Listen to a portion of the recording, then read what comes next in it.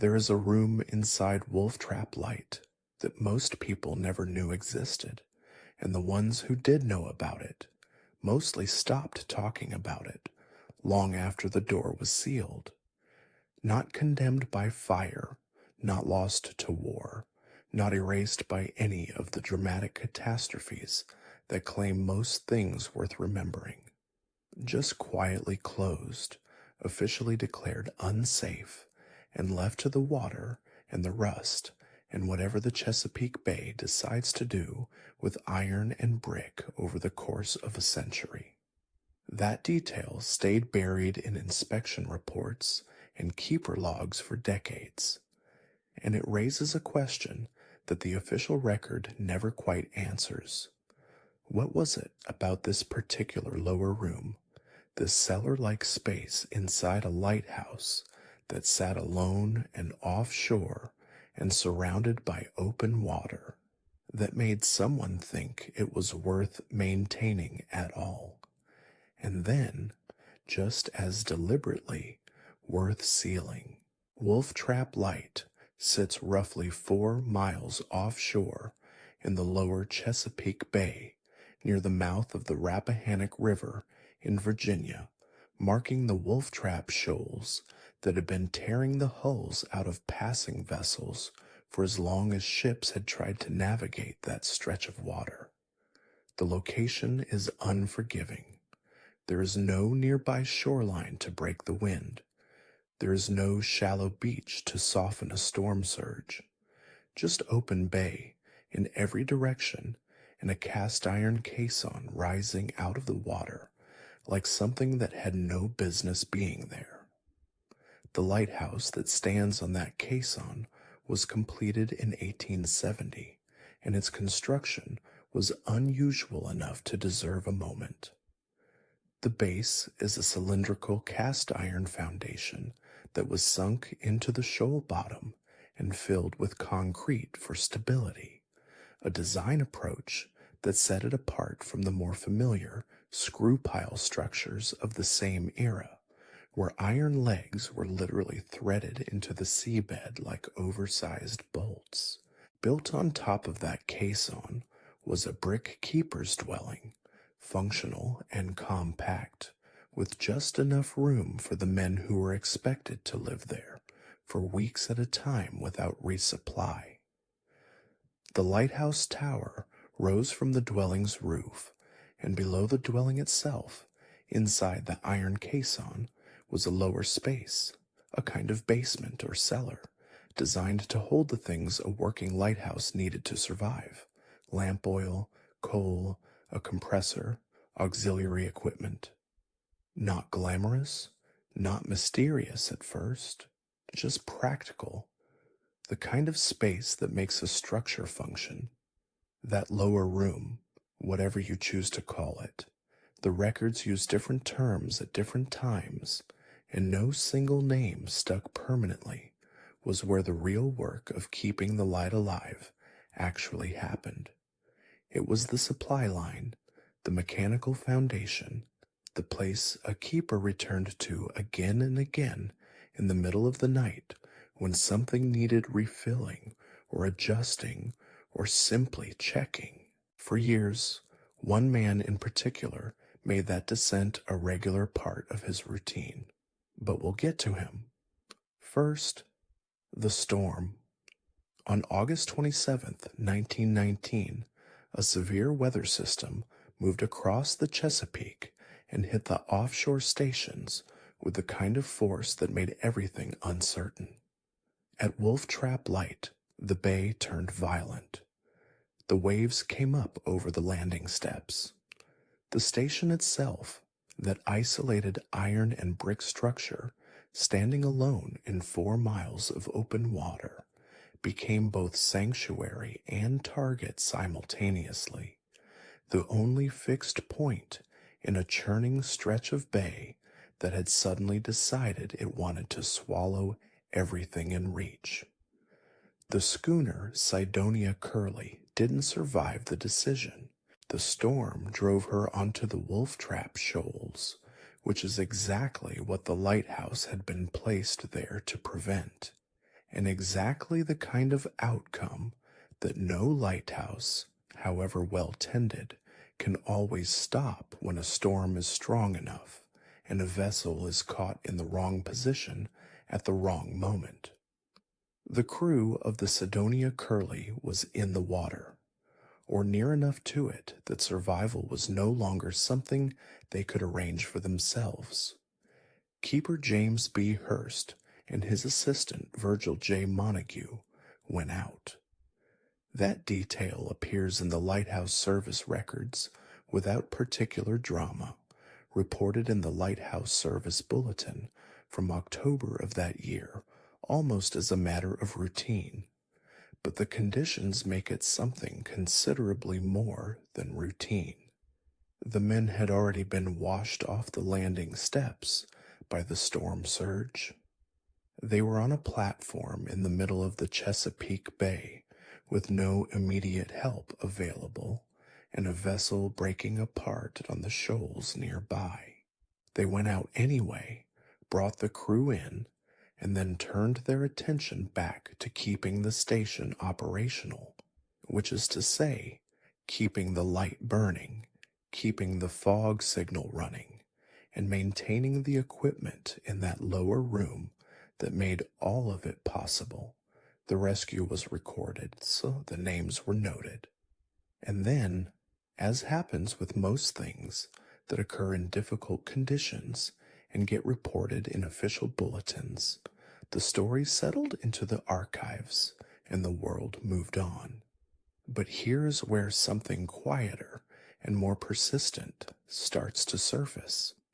Hurst had been at Wolf Trap since around 1908.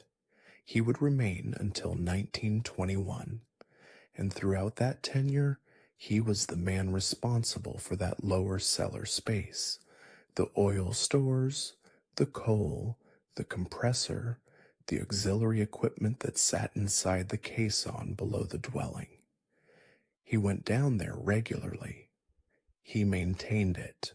He kept it functioning in a way that suggested someone, at some point, had decided that room was not merely convenient, but essential. What made it essential enough that a keeper would prioritize it on the same night he was rescuing shipwreck survivors from a storm-driven schooner? What made it worth the routine attention of a man who was also responsible for the light, the signal, the records, and the survival of the station itself? Those questions don't have simple answers, and the fact that the room was later sealed, not repaired, not renovated, not converted to some other use, but physically closed and officially declared unsafe for personnel, suggests that whatever role it played during Hurst's tenure, it eventually became something the Coast Guard felt was better left alone. Whether that decision was purely structural, whether it was driven by something found during inspections, or whether it reflects the simpler truth that old spaces and old iron lighthouses eventually become dangerous without continuous maintenance, the record as it survives does not say definitively. What it does say is that the room existed, that one man maintained it longer and more consistently than anyone else, and that the storm of August 1919 was the moment when everything about Wolf Trap Light, the rescue, the keeper, the equipment, the light itself, was tested against the Chesapeake at its worst. Hurst kept the station. He kept the crew of the Sidonia Curlew alive, and he kept the lower room functional when it would have been easy and perhaps understandable to let it go. Understanding why that room mattered requires understanding who James B. Hurst actually was and what he found waiting for him every time he descended into that lower space beneath the bay. James B. Hurst arrived at Wolf Trap Light around 1908, and whatever expectations he may have carried with him about lighthouse work, The reality of the posting would have clarified them quickly. Wolf Trap was not a symbolic assignment. It was not a scenic posting near a coastal village where a keeper might supplement his provisions with a garden or enjoy the occasional company of passing neighbors. It was 4 miles offshore, surrounded by open water, and the Chesapeake Bay treated it accordingly. Wind and tide and salt air pressing constantly against the iron and brick structure, as if testing the proposition that human beings had any right to be there at all. Hurst would serve until 1921, which means he spent roughly 13 years in that station, cycling through the rhythms that defined lighthouse keeping before automation made the occupation obsolete.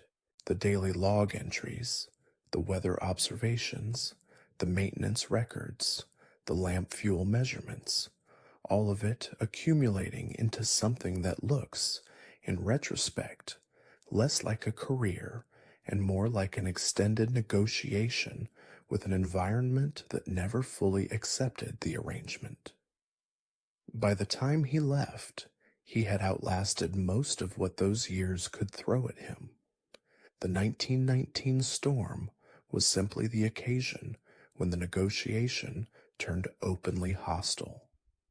But what made Hurst's tenure distinct, what separates him from the keepers who came before and after, was his relationship to the lower room, or the cellar, depending on which source you consult, or the ancillary storage area, or the utility space beneath the dwelling, as some reports describe it. The terminology never fully settled, and that ambiguity is worth noting, because it tells you something about how the space was perceived, functional enough to maintain, routine enough that nobody thought to formalize its name, and ultimately below the threshold of official documentation until the moment it became a problem rather than an asset. What that space contained, however, is less ambiguous. The lower portion of the caisson, that cylindrical iron foundation sunk into the shoal bottom and filled with concrete, included a storage area designed specifically for the materials a working lighthouse consumed continuously and couldn't afford to run short on.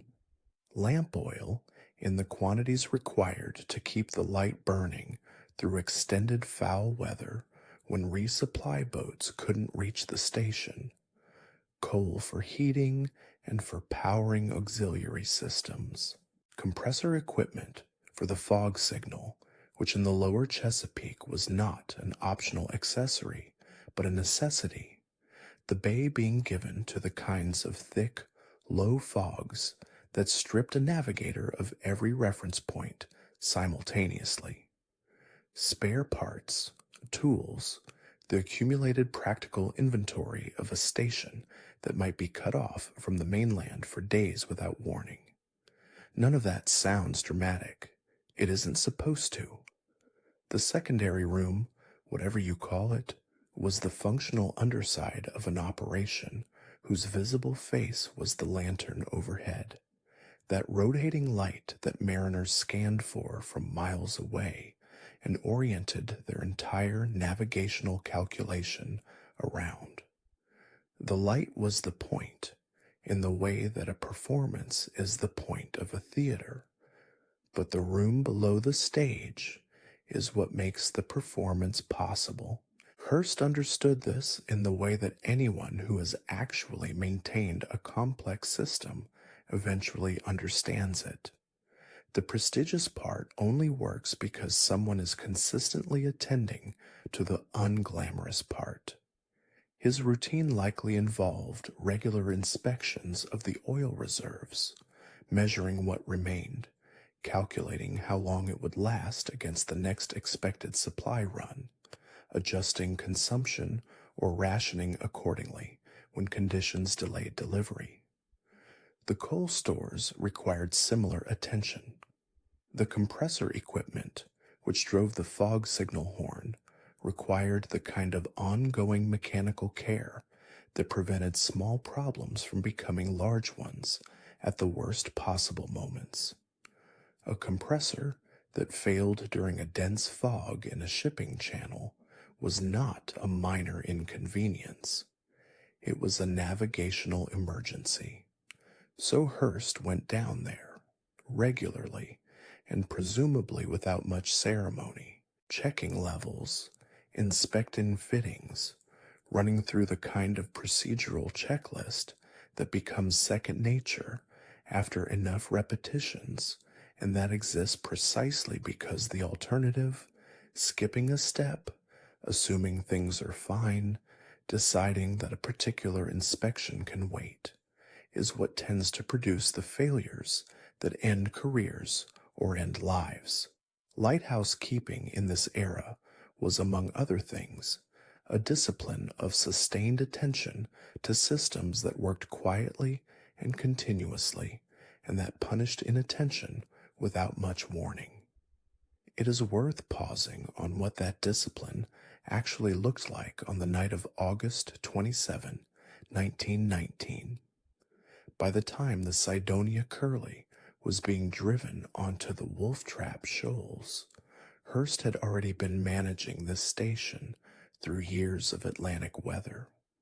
The lower room had been stocked and maintained, the compressor serviced, the fuel stores monitored. When the storm arrived with enough force to wash both keepers off the landing steps, the equipment in that lower space was either ready or it wasn't, and there was no more time to make it otherwise. The rescue of the schooner's crew, that moment of decision in open, violent water, could only happen because everything else was already in order. The light was burning. The systems were operational. The backup resources in that lower room had been tended carefully enough that the station could sustain an emergency without falling apart. That is what the secondary room represented in practice. Not mystery, not secrets, just the difference between a station that holds when conditions go wrong and one that doesn't.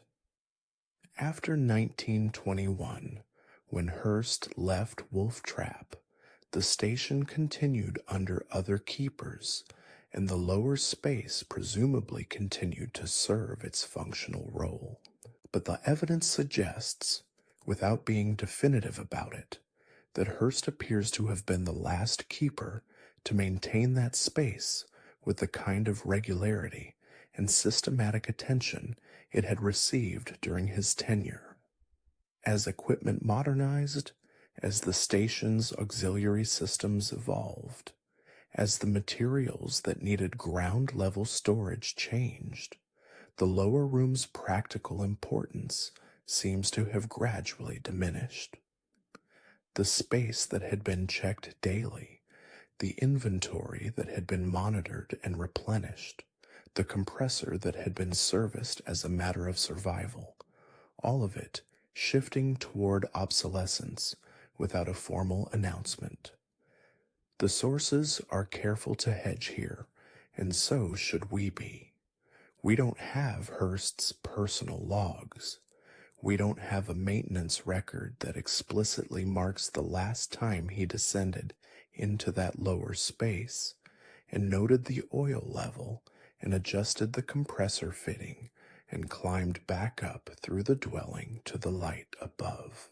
What we have is the broader pattern, a keeper of 13 years, a station that depended on that lower room for its operational resilience, a storm that tested both to their limits, and a space that eventually fell into disuse, then disrepair, then the kind of structural deterioration that ends with an official inspection report recommending closure. What Hurst left behind when he departed in 1921 was a station that still worked, maintained to a standard that the following decades would gradually erode. The lower room outlasted his tenure. It did not outlast the century, but for the years when it functioned because one man took the unglamorous work seriously, not because it was remarkable, but because the light at the top of the tower required it. How that room went from essential to sealed is a different story, and it begins not with a storm, but with the slow institutional accumulation of neglect and changing priorities that eventually makes a sealed door seem like the only reasonable conclusion. The first formal shift in those priorities came in 1939 when the U.S. Lighthouse Service was folded into the Coast Guard. On paper, it was a bureaucratic reorganization, charts and responsibilities and appropriations moving from one agency's column to another's. In practice, for places like Wolf Trap, it marked the beginning of a different kind of relationship with the structure. To the old Lighthouse Service, stations were the primary mission. To the Coast Guard, they were one mission among many. Search and rescue, law enforcement, aids to navigation, wartime readiness as global conflict loomed, all of it layered on top of the responsibility to keep the lights burning. The work continued, but the way it was managed changed. Personnel rotated more frequently. Decisions about maintenance and upgrades were filtered through a broader operational lens. An individual station's needs had to compete with cutters, aircraft, training facilities. That didn't mean Wolf Trap was abandoned. It remained manned for decades. The last officer in charge, Boatswain's Mate First Class Ismael Torres Jr., would not sign the automation entry in the logbook until 1971, but the nature of the work inside the tower and the systems that supported it were quietly being rewritten long before that final entry. Technology was the lever. Oil lamps gave way to more efficient illuminance. Fog signals shifted from mechanically driven compressors and diaphones toward electric or automated systems that required less hands-on care. Storage demands changed with those upgrades. You do not need the same volume of combustible fuel when your light is electrified. You do not need the same footprint for coal when heating solutions modernize or when occupancy is reduced. Under that kind of gradual modernization, a space like the lower room loses centrality not in a single decision, but by drift. What had been a critical buffer, a fireproofed cellar holding the reserves that made continuous operation possible, became bit by bit less essential to daily routine. Fewer barrels, less coal, equipment that migrated upstairs or was replaced entirely. The lower support spaces remained part of the structure, but their role in the mental map of the crew shrank. As automation crept closer, occupancy began to thin. Being stationed at an offshore light for long stretches made less sense when technology allowed the beacon to function with minimal human oversight. Crew presence became intermittent. Visits became more service calls than habitation. And in that pattern, shorter stays, fewer people, more emphasis on the light itself, and less on the building as a home. You can see how marginal spaces start to slip outside the circle of regular attention. Saltwater, meanwhile, never adjusted its expectations. Exposure, wave action, and the ordinary physics of an iron caisson in a semi-sheltered but unforgiving stretch of the Chesapeake continued their work. By the late 20th century, accounts of Wolf Trap's condition read less like a proud facility description and more like a slow-motion damage report. Water intrusion in lower levels, window glass broken or missing, structural fabric beginning to yield in places never meant to go unattended for long. In 1991, the Coast Guard sent the buoy tender cowslip to Wolf Trap. On one level, it was a routine event, an aids to navigation vessel inspecting and servicing a fixed light. On another, it was an encounter between modern operational standards and a structure that had been operating on borrowed time. The cowslip's crew didn't just touch up paint and tighten bolts, they assessed. They moved through the tower with an eye shaped by contemporary safety protocols, not by the assumptions of keepers who had grown up with the building. The resulting repair and inspection notes are brief, but they carry a sharp edge. The cupola, the very space that housed the lantern, was judged unsafe. The lower ancillary rooms, including the cellar-type areas that had once held oil, coal, and compressor equipment, were described as unsafe for personnel. That phrase is not dramatic. It is not cinematic. It is administrative, and that is precisely what makes it powerful. In Coast Guard language, a space being unsafe for personnel is not a mystery. It is a liability, an identified risk that has to be addressed in a way that prioritizes crew survival and operational efficiency.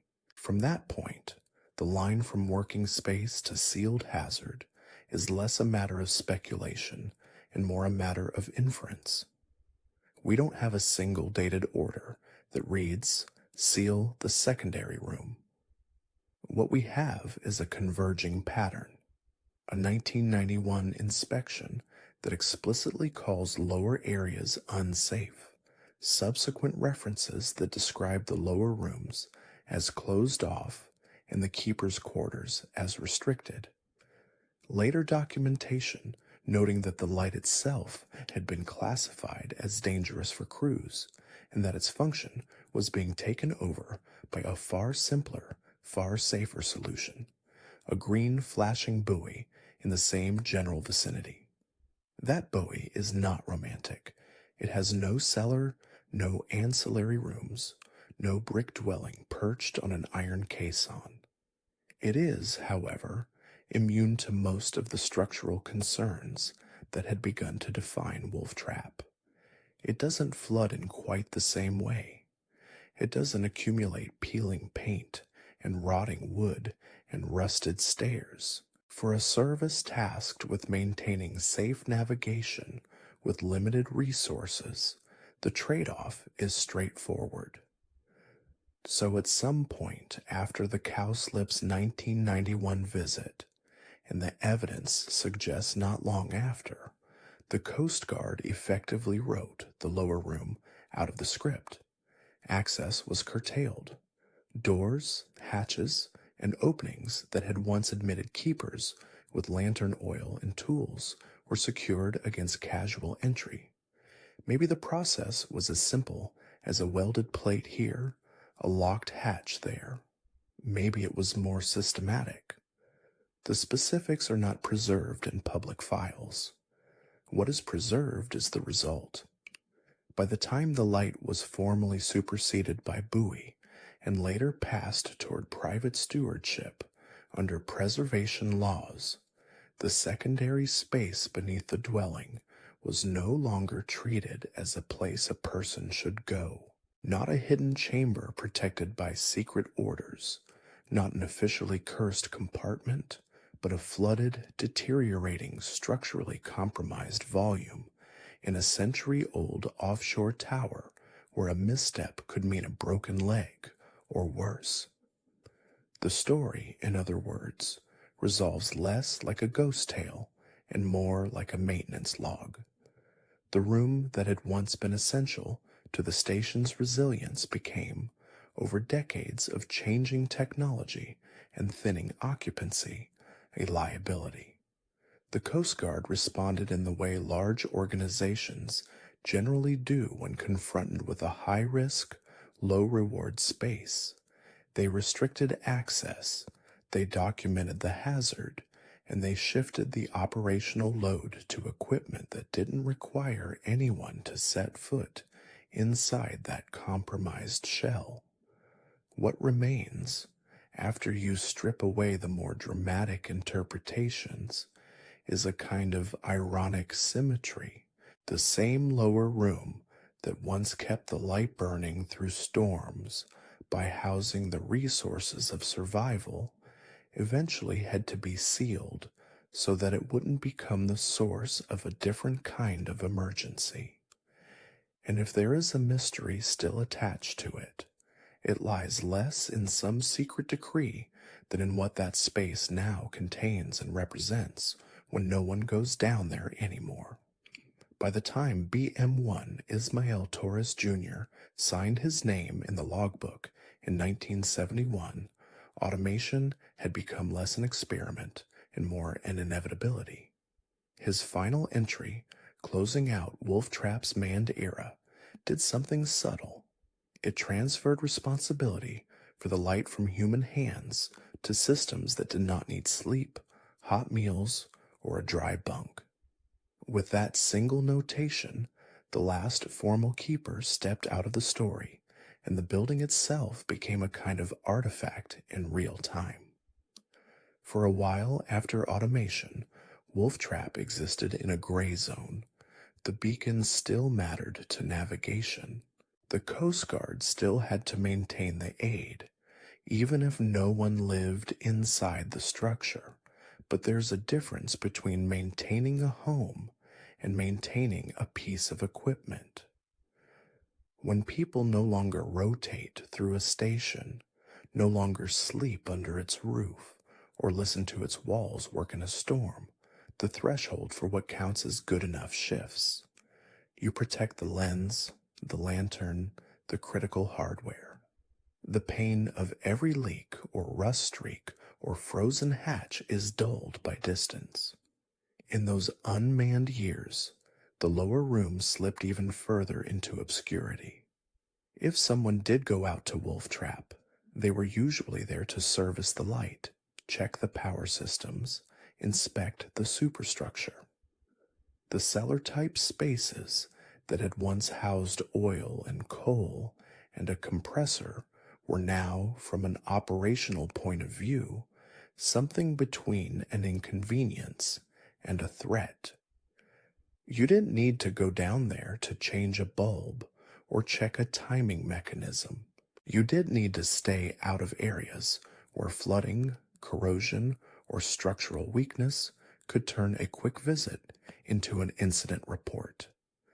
At the same time, awareness of historic value was beginning to catch up with these offshore veterans.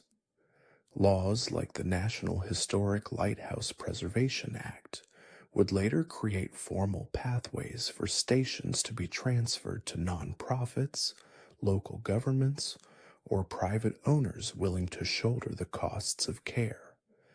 But that preservation framework sits on top of decades of deferred maintenance. By the time agencies start talking about adaptive reuse and stabilization plans, a place like Wolf Trap has already endured years of storms with fewer people to notice what's failing. That's the tension woven through the lighthouse's later life, the romance of preservation against the blunt arithmetic of safety and funding. On paper, Wolf Trap is a rare caisson-type offshore light, a physical link to 19th century engineering and early 20th century service. In practice, it is a rusting steel cylinder in a weather-beaten brick dwelling, reachable only by boat in a body of water that does not care about your budget line. Under those conditions, you triage, you stabilize what you can see, what visitors might eventually walk through, what grant applications can easily justify. Lantern rooms, galleries, keepers' quarters with their peeling paint, and iron beds. These are the spaces that appear in brochures and fundraising appeals. They are also the spaces most outsiders can imagine themselves in. The lower room under the house does not lend itself as readily to a glossy caption. It is cramped, damp, often dark, and by the late 20th century, structurally suspect. And yet, that is precisely where Wolf Trap's most prosaic, and therefore most revealing, history lived. In Hurst's day, that room held the things that made the light possible when conditions were at their worst: oil barrels in fire-proofed niches, coal for warmth and machinery, a compressor to drive fog signals when visibility collapsed. It was where crews monitored the supplies that separated endurance from evacuation. When you walked down there, you were not entering a curiosity. You were entering the station's margin of safety. Once automation reduced the need for those physical reserves, the objects that gave the lower room its purpose thinned out. Old equipment might have been removed, scrapped, or left to rust in place. Broken tools could be abandoned on a bench rather than inventoried. Paper labels peeled away, stencils faded. In that slow unraveling, the room didn't just lose hardware, it lost narrative. Without keepers to tell new stories about it, the cellar became an empty category: storage, auxiliary, unsafe for personnel. Spaces like this are often the first casualties in public memory because they don't match the way we like to remember maritime heritage. We gravitate toward lanterns, cutting through fog, heroic rescues in breaking seas, polished brass, and dramatic silhouettes against sunset skies. The foundational work, the hauling of fuel, the checking of valves, the routine trips into damp compartments at 2 a.m, happens in corners of buildings that are hard to romanticize. They are also hard to restore. A rotted stair to a cellar rarely wins a grant over a picturesque lantern deck. Wolf Trap is far from unique in that respect. Up and down coasts and lake shores, watch rooms, oil rooms, engine spaces, and tool lockers share the same fate. They are bypassed for safety reasons, omitted from tours, and eventually written out of simplified floor plans. When they become hazardous, as Wolf Trap's lower room did, the protective impulse is to seal them, not interpret them. The result is that entire layers of labor vanish from the story, even while the building itself still stands. Seen from that angle, the Coast Guard's decision to mark the lower areas unsafe for personnel and move navigation duties to a green flashing buoy becomes both understandable and incomplete. It was understandable because crews are not expendable props in a heritage narrative. No history is worth a broken spine on a rotted stair tread, but it is incomplete because, barring deliberate effort by later stewards, the act of sealing that space accelerates its disappearance from living memory. What is out of sight tends very quickly to be out of story. Private ownership adds another layer of complexity. A new owner inherits a structure already shaped by those earlier choices. A light automated since 1971, a cellar written off as dangerous decades ago, a legal and practical obligation to keep people out of harm's way. They might dream of rehabilitation, of opening more of the station to visitors, or simply reclaiming it as a safe place to stand and listen to the water. But every step toward that dream involves decisions about where to direct finite money and time. Roofs before cellars, railings before rusted bulkheads. The lower room, again, waits at the back of the line, and yet, even sealed, it still represents something essential. It is a physical reminder that famous beacons are not just about beams of light and heroic keepers on storm-lashed galleries. They depend on unseen infrastructure, the rooms where fuel was stored, machinery was tended, and quiet calculations were made about how much was left to get through the night. The story of Wolf Trap's secondary room is not a story of hidden treasure or secret orders. It is the story of invisible labor, the work that keeps the light burning, then quietly slips below the surface of what we choose to remember. If there's a takeaway here, it's this. The sealed room under Wolf Trap matters not because of what might be mysteriously locked inside, but because it forces us to look down into the parts of history we usually step over. Every famous light has its own version of that space, and understanding them changes how we see the whole.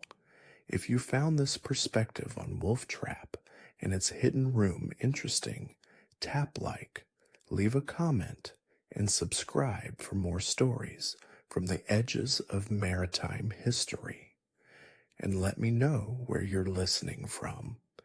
I'd love to see how far this beam reaches.